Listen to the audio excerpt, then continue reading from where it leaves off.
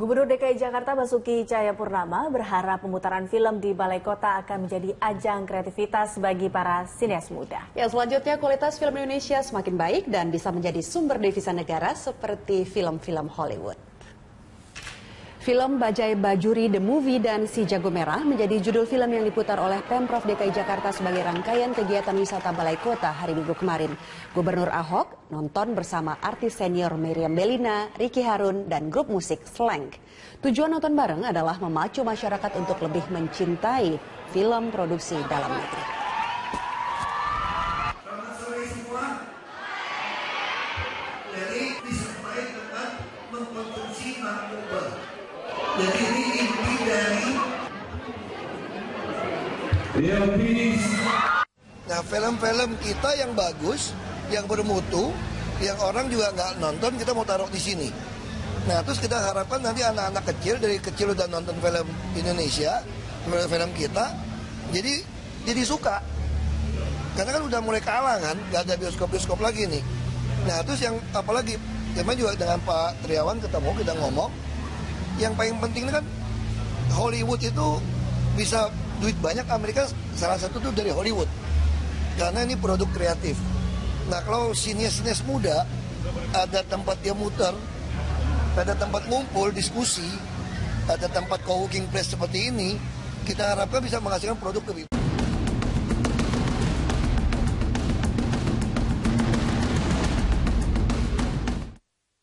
Darurat kekerasan anak masih menjadi topik Lansol kita siang ini, dan kita sudah bersama dengan Pak Heru yang ada di Rawamangun yang akan mengemukakan pendapatnya atau mungkin bertanya. Selamat siang Pak Heru. Selamat siang Berita Satu, selamat siang Bang Sirait.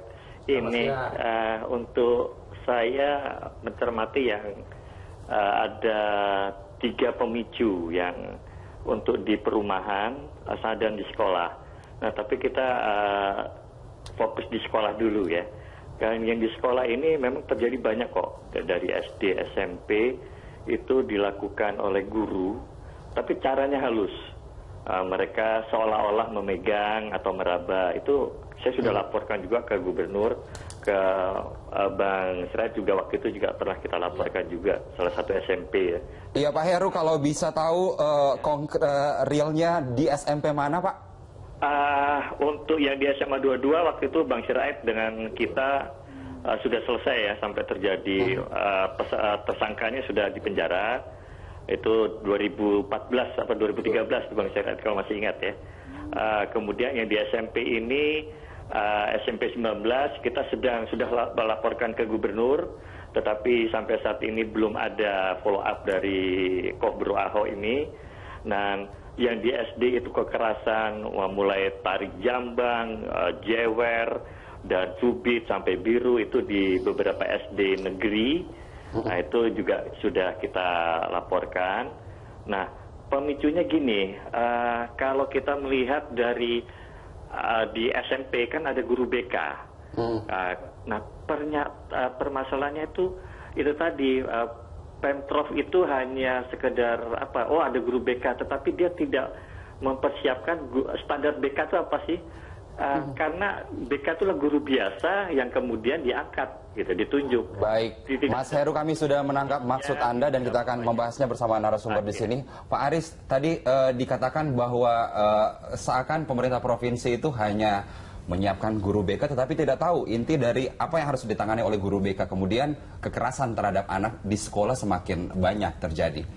Iya, saya kira itu fakta ya. Sertifikasi guru kan nggak sampai pada bagaimana menguji ya bahwa punya kepedulian terhadap anti kekerasan misalnya. Sertifikasinya kan sertifikasi soal kecerdasan aja kan kepada guru. Menurut saya penting juga adalah kecerdasan emosional guru juga, supaya dia bisa mendeteksi sejak dini apa yang terjadi di dalam lingkup sekolahnya itu, supaya kasus-kasus bullying itu tidak terjadi.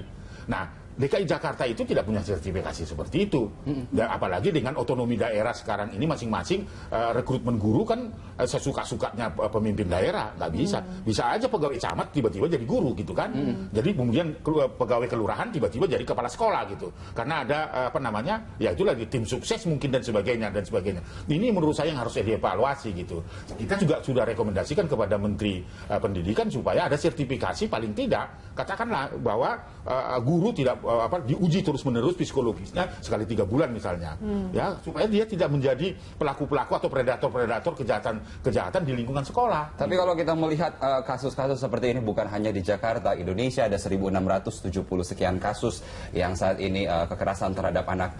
Masihkah kita kemudian melihat ini adalah hal yang gampangan dan tidak penting untuk ditangani oleh misalnya sekelas pemerintah Provinsi DKI Jakarta misalnya? Dan itu yang terlapor. Iya, itu yang terlapor. Saya kira angka itu kan sebenarnya sudah angka menakutkan gitu loh.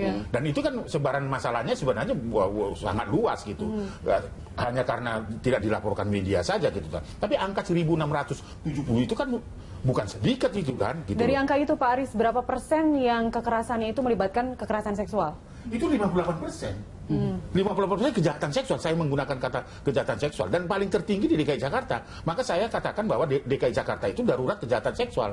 Nah, terjadi seperti apa yang terjadi yang dirasakan oleh adik kita PNF ini kan, itu kan sangat biadab. Dia sudah mengalami kejahatan seksual, dibunuh, disiksa, dimasukkan dalam kardus. Ini kan sebuah kejadian yang sangat amat luar biasa. Tentu kita ingin tahu kalau Pak Aris dan pihak terkait pernah bertemu misalnya dengan pemerintah Provinsi DKI Jakarta, seperti apa sebenarnya sih tanggapan atau respon dari Pemprov DKI dalam hal ini? Biasalah responnya peduli dengan, bahkan bilang kagum sekali dengan Komnas Perlindungan Anak, kagum sekali dengan para pegiat-pegiat perlindungan anak. Tetapi konkretnya apa? Kita bisa, ini tantangan loh. DKI Jakarta baru tanggal 23 Juli bersamaan dengan Hari Anak Nasional, Bapak Presiden Republik Indonesia yang terhormat itu sudah menetapkan DKI Jakarta itu ramah anak, memberikan penghargaan itu. Nah, apakah ini perlu dievaluasi? Perlu dievaluasi. Karena apa, Pak? Apakah karena peringkat yang kemudian kita tahu dari Komnas Perlindungan Anak sendiri, DKI Jakarta nomor 1? Ya, karena angkanya terus kejahatan seksual yang dialami oleh anak-anak kita itu tidak pernah diselesaikan. Simbol-simbol perlawanan yang harus dilakukan oleh DKI Jakarta juga tidak muncul gitu kan. Siapa yang merespon kasus ini coba? Fenomena apa nih Mbak Anggi? Di kota besar, di Jakarta, kekerasan atau kejahatan seksual itu banyak dan marak terjadi. Iya, mungkin sebelumnya saya tertarik ya tadi untuk menambahkan sedikit mengenai peran pemerintah dalam hal ini gitu. Saya melihatnya ini masalah paradigma ya gitu. Masalah paradigma itu begini. Dalam disertasi saya sudah menuliskan gitu ya bahwa paradigma tentang kejahatan ini masih kita delegasikan kepada aparat kepolisian saja gitu. Artinya pemerintah ini kurang peka, kurang sensitif terhadap masalah kejahatan, kriminalitas gitu. Baik dari mulai deteksinya sampai pada pencegahannya. Padahal kalau misalkan kita mengacu pada agen-agen yang ada di luar negeri begitu ya, ini sudah sesuatu yang sangat integratif begitu. Artinya pemerintah sudah take control ya, dia mengambil alih peran-peran Kementerian Sosial gitu ya. Betul, diambil oleh Kementerian Sosial, bahkan kita punya Kementerian PPA begitu ya, Pemberdayaan Perempuan dan Anak begitu dan dan lain sebagainya yang memang punya peran gitu dalam mengawasi anak. Berarti Anda setuju dengan pernyataan Pak Aris tadi bahwa simbol-simbol negara yang justru bekerja keras untuk perlindungan anak itu sendiri kemudian diam dan bungkam setelah adanya kekerasan terhadap anak seperti ini. Sesuai dengan tadi ya uji ilmiah yang saya lakukan itu memang belum ada begitu, peran-peran itu belum terlihat begitu. Jadi masih hanya didelegasikan pada pihak kepolisian, padahal negara punya tanggung jawab yang luar biasa besar begitu. Makanya saran saya adalah begini, ayo kita lihat masalah ini bukan masalah kejahatan tapi masalah sosial juga begitu. Nah, artinya apa? Sehingga perubahannya itu bisa lebih komprehensif. Tidak hanya memikirkan bagaimana menangkap pelaku dan sebagainya. Padahal tadi kita sudah bilang ya, barriernya, hambatannya itu banyak gitu untuk menangkap pelaku. Kenapa tidak kita fokus pada deteksi dan pencegahan? Itu yang saya harapkan dari secara kriminologis begitu. Karena kriminologi tidak hanya melihat masalah hukum, tapi juga masalah penyebab kenapa kejahatan itu terus terjadi. Jika kita kembali ke masalah hukum nih Pak Aris. Sekarang kan dengan adanya kasus ini banyak anggota Dewan dari Komisi 8 pada teriak nih. Kita harus membuat revisi dari Undang-Undang Perlindungan Anak sendiri. Menurut Pak Aris, apakah memang dalam pasal-pasal Undang-Undang nomor 23 ya tentang perlindungan anak itu memang harus segera direvisi karena menurut Wakil Presiden belum perlu ya karena atau apakah karena ujung-ujungnya ada kekerasan seperti ini lalu DPR harus berbicara gitu dengan merevisi? Ya, saya tersenyum melihat itu gitu kan. Penegakan hukum, undang-undang itu belum dijalankan dengan baik. Isi undang-undang itu cukup baik ya, cukup baik. Kalau kita runtut ya, salah satu misalnya saya bukti ingin saya sampaikan kepada publik, pasal 77. Setiap orang itu punya tanggung jawab untuk melindungi anak. Apabila itu tidak dilakukan, maka dapat dikategorikan ikut serta membiarkan terjadinya pelanggaran terhadap anak, dapat dipidana 5 tahun. Jadi kalau saya membiarkan tetangga saya mukulin anak, tidak melaporkan, saya harus dipidana. Bisa nggak ditegakkan itu? Ini kan bunyi undang-undang yang sangat luar biasa ini. Kalau kita mau bicara tentang efek jerah, bagaimana seorang Aris Merdeka melihat anak dipukulin, lalu tersenyum-tersenyum dan tidak melakukan apa-apa. Di undang-undang itu, saya harus melakukan itu, menyelamatkan itu. Apabila saya tidak melakukan itu, maka saya dapat dikatakan ikut serta mendukung terjadinya pelanggaran itu. Maka saya dapat dipidana. Dalam hal ini bukan Pak Aris ya, maksudnya bukan dari Komnas Perlindungan Anak. Orang lain yang melihat pun juga bisa. Iya, artinya itu. Saya mencontohkan masyarakat umum. Setiap orang gitu, setiap orang yang melihat terjadinya pelanggaran hak anak, itu bunyinya ya. Setiap orang yang melihat terjadinya pelanggaran hak anak, kalau tidak melakukan pertolongan terhadap anak yang mengalami kekerasan atau kejahatan itu, maka saya dapat dikategorikan ikut serta mendukung terjadinya pelanggaran itu. Dan itu belum dilakukan. Dan itu belum dilaksanakan. Jadi kalau DPR mau mengatakan bahwa ya harus diubah, belum dilaksanakan kok. Kasus Angelin misalnya ya, gurunya itu tahu bahwa anak ini sudah dipukulin dan sudah menderita, tapi dia tidak punya kemampuan untuk menolong itu.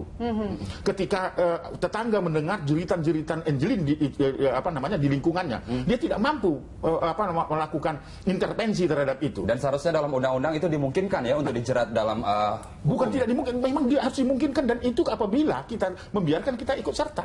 Nah, itu yang mau saya katakan. Jadi tidak perlulah Komisi 8 harus mengubah ini, melaksanakan ini saja. Kita laksanakan dulu undang-undang yang sebelumnya belum dilaksanakan. Belum dilaksanakan dengan baik. Kita lanjutkan Pak Aris Mbanggi mengenai efek jerah ke depannya seperti apa terhadap para pelaku kekerasan ini. Kita kembali sesaat lagi, tetaplah bersama kami.